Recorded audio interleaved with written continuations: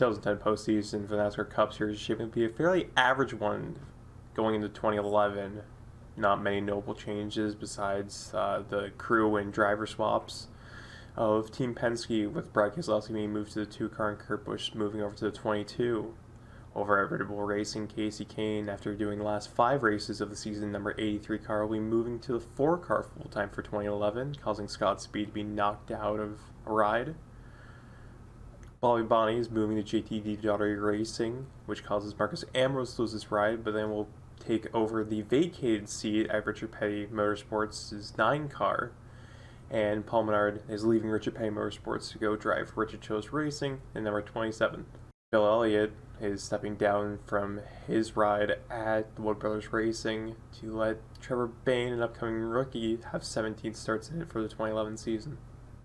But just those handful of mentions is all that really happened between 2010 and 2011 over the 4-month offseason. But coming into January, something new is announced. For the first time in modern era NASCAR history, they will go into a season not planning on using unleaded gasoline. Your race leader. Kevin ran out of room off of 2. Here comes Mark Martin. We told you guys, hungry for wins. Matt Kenseth is one of them. Mark Martin's another. I got Joey Logano and both a great Biffle. To understand the eventual switch to ethanol, we first have to look at NASCAR's green effort, starting in 2008 as a way to help offset NASCAR's corporate impact on the environment. With its first big move in 2009 of the NASCAR tree planting program to help make them near carbon neutral. Along with that, NASCAR started incentivizing track revamps and improvements to facilities, starting with tracks getting their own waste management, and some, the bigger tracks, putting in solar systems where they could to help offset their electric use. Probably the main goal of the whole switch to ethanol was trying to reduce the emissions created by the cars on track, and with the switch to American Ethanol in the top 30 divisions, NASCAR successfully reduced their emissions by 20%. The really big question I want to answer with all of this is trying to figure out the car's performance difference between the two fuels. And luckily, I got a few brilliant examples that were races done the same time of year, similar weather, and the exact same aero package between both of them. So first, starting off with both of the Spring Michigan races, in 2010, Kurt Busch qualified in the pole with a 37.898 at 189.984 miles an hour. And he also won the pole in 2011 with a pole speed of 38.156 at 188.699 miles an hour, making E15 1.2 miles an hour slower in this example.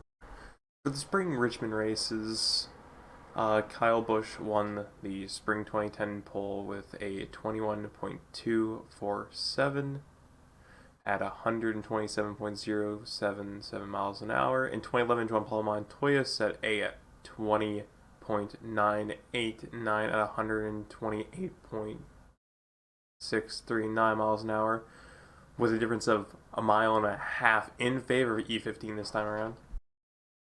For the fall Atlanta races in 2010, Denny Hamlin set a pole time of a 29.587 at 187.38 miles an hour, and in 2011, Casey Kane set a pole time of 29.75 at 186.196.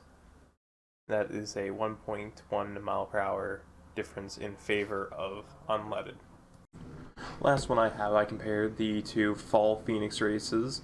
In 2010, Carla Edwards won the pole with a 26.395 at 136.389 miles an hour, and in 2011, his teammate Matt Kenseth won the pole with a 26.258 at 137.101 miles an hour, a difference of 0.7 miles an hour in favor of E15. So after fact-checking my numbers by running averages of the top 10 split in each Q session, I found that the difference between unleaded and E15 stayed the same throughout the top 10. So For the bigger tracks, it was in favor of unleaded, but for the short tracks, E15 was actually faster. But all of them are usually around a mile an hour difference each, maybe closer to 2 at some tracks, but I would still put that roughly in the margin of error. And in all honesty, probably NASCAR's whole point was to try to make the switch from unleaded to ethanol completely unnoticeable to a viewer, which they succeeded because, like I said, my numbers are very much, I would consider to be in the margin of error. So that was my deep dive into NASCAR switch to American ethanol and finding out what the differences were and why it happened. Thank you very much for watching, and I'll see y'all around.